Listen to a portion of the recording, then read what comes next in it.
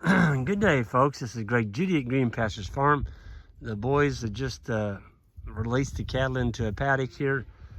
It's got stockpile down on that end where that dog is laying out there. That's the old Kangle boy. He's going to have to get up and move him. Cow's going to be all around him in just a minute. There's 267 head. They just moved on to there. And it is March 28th. Yeah, that dog's moving. He's such a good dog. He knows he's in their area. But we're putting out 2 bales morning and night. We're trying to buy about 10 more days. If we can get 10 more days before it really take off with this herd, we're gonna be in pretty good shape. We've got another little project we're doing today. This is a pretty neat book. It's by Austin Unruh, and we bought some Hershey honey locust trees from Austin, and this is the tree guide book that we got with it. The Grazer's Guide to Trees, Taking Grazing to New Heights. And I'm just gonna show you the index here. There it is, written by Austin Unruh. And his website there is treesforgrazers.com. Heck, he's even got his phone number right there.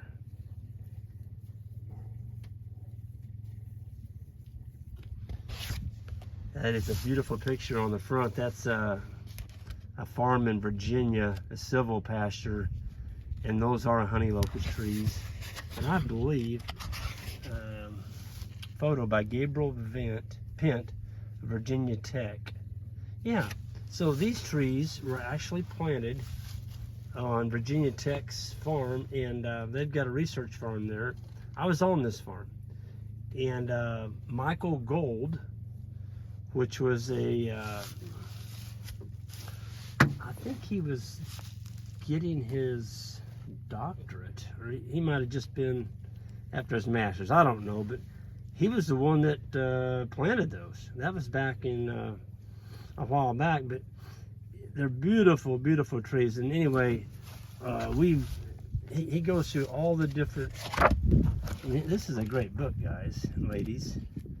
If you're interested in getting trees, he's got all kinds of examples in here. He's showing how to plant them, the fruiting of the various trees, the advantages of planting stuff for like oaks for acorns, for hogs and cattle, apples, energy through summer and winter. I mean, it just goes on and on. Willows, hybrid poplar, honey locust, persimmon. And he goes through all the different ways of planting them and protecting them, and the do's and the don'ts. So highly recommend that book. And anyway, here's the Hershey's. So we got 5. There's 5 in each one of these bags. And he sent us the tree guards. So these are just little guys, but we're putting these 1-foot tall tree guards, and then we are taking zip ties like this, and we cut some green stakes with a sharpened end on them. We're driving those in beside the tree, and we've got the little tree.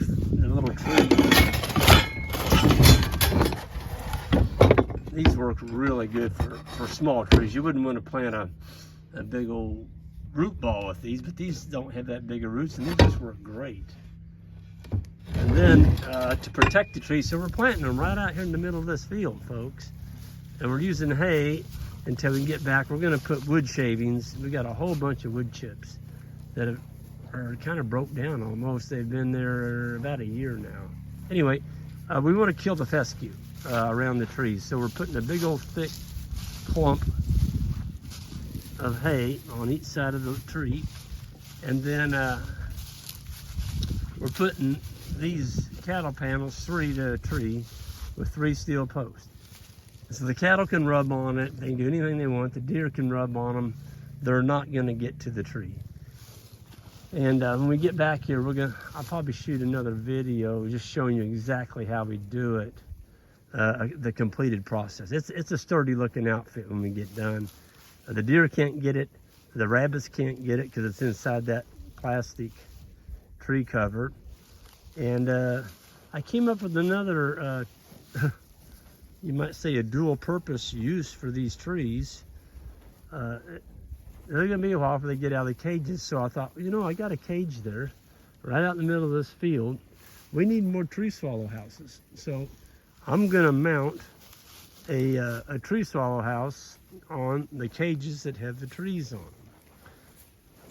That way the cattle, they can rub if they want. They're not gonna mess with that tree swallow house because those steel posts, there's 3 of them, and they're all fastened to these steel cattle panels. So those are 16-foot cattle panels. We took bolt cutters and we got 4. We got 4 4-footers out of each one. So we're doing a triangular pattern. I'll show you what that looks like when the boys get back here. Oh gosh, what a beautiful day. I mean, we are so lucky to live in a beautiful part of the state or the country. The ponds are full. Supposed to get another 1.5 inches of rain on Wednesday. You know, I'm not going to turn down rain coming into spring, I'll tell you that. It was mushy out here, still is. You got to watch where you drive. But you know, we don't have a tractor out here. It's all, you know, 4-wheelers, and I've got the mule here with all of our stuff in the back of it. And I got Isaac's little pup, Rucker. How you doing, buddy? Yeah. You've had a pretty hard day, haven't you? Yeah, he's so funny. But we're using just a plain old steel post driver to drive them in the ground. And then this is soft galvanized wire. These are our ties. We tie the cattle panels to the steel post in a triangular shape. So we bought 50 trees. You know, I'm one of these folks, I want to try something. I'm not going to jump in and buy 1,000 of them, but we're going to do 50, and we're going to see how well they survive. If we can get, let's say, 70% of them surviving, 60-70% on a little bitty tree like that. They do have pretty nice little root balls on them, though. I'll shoot a video of it, but for those of y'all who don't know the history, I guess I need to cover that a little bit more. These are called Hershey, and Hershey are trees that were developed by Mr. Hershey, the guy that owns it, or started the candy bar, the candies. And Mr. Hershey was a very adamant about trees and orchards and all that kind of stuff. And so he was always playing around with it, and he developed this breed clear back in the, well, very early 1900s. And matter of fact, on his plantation, I believe it's in Pennsylvania, and Austin may correct me on that, but some of those trees are still there. Of course, they're huge now, and I'm not sure where Austin got his start at, but he's got these Hershey trees, folks.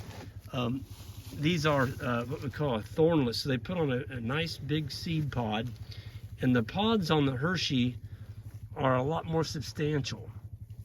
They're a big old pod, and you can put out, what is it? It's 50 on a per acre basis. If you put out, I believe it was 50, is it 50 trees per acre?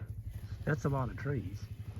But they can put out 50 bushels of seed pods. 50 bushels of seed pods per acre. 50 bushel. Folks, that's a lot of feed. And these cattle, they like them. And they are, these are thornless. These are a thornless honey locust. So you can have the best of both worlds. You can get your fodder, tremendous shade. The first year they don't grow very far up there. They're putting their roots down. But then your second and third year they make substantial growth as long as you protect them. Deer love to rub on honey locust trees. And that's why I'm putting these cattle panels up, because I saw what the deer did to our black locusts, I'm telling you, they absolutely girdled them. They took the rack and just, you know, when they're rubbing the velvet off in the breeding season, they really work a honey locust tree over. Even the small thorn trees, they'll just almost take all the bark off of them. So I thought, well, you know, I've got a little bit of investment here. It's not bad. And I'm more about planting a tree than I am trying to move portable shade all the time. So that's what I did. We're gonna put 50. We got them on Judy Farms. We're gonna keep an eye on them, and we'll just expand from there if they do well. All these cattle look good. This little girl here, she's the perfect cow. She's starting to swell there on the back. I'd say she's 3 weeks in calving. Look at the gut on that cow. Folks, that's coming through winter. We're in March. Look at that cow. She's gonna weigh right at 1,000 pounds. 950 to 1,000. That's what you want. I don't know how many of y'all been keeping up with the what's going on with the fertilizer and all that and the fuel. Folks, we got to get our farms independent of this stuff. You know, you can run your farm for a week using a four-wheeler that uses 3 gallons of gas. You can kind of do that.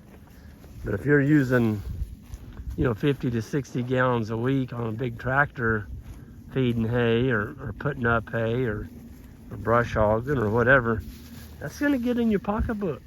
And it's not going to be fun to be in the cattle business or any business. I mean, you're requiring a lot of fossil fuel. I was talking to a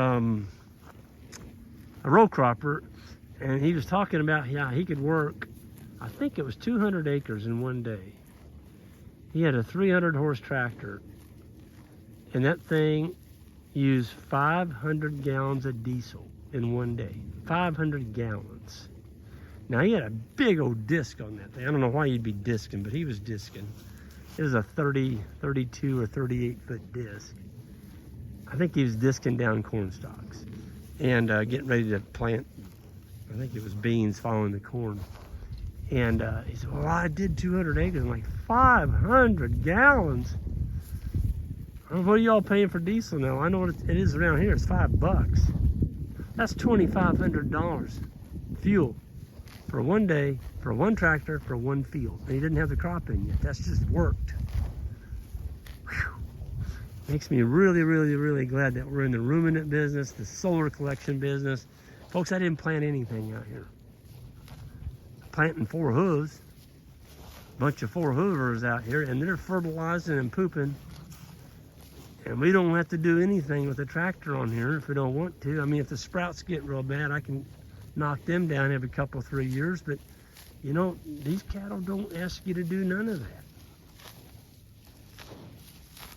I love this cow. This is 160. She's my lead cow. Every cattle drive, she's always in the front. She's just a great little cow. She's going to be right there at 1,000 pounds. 980 to 1,000. She's a good one. Got a nice straight back on her. good gut. Big butt. You want a big butt on your females. Push that calf out.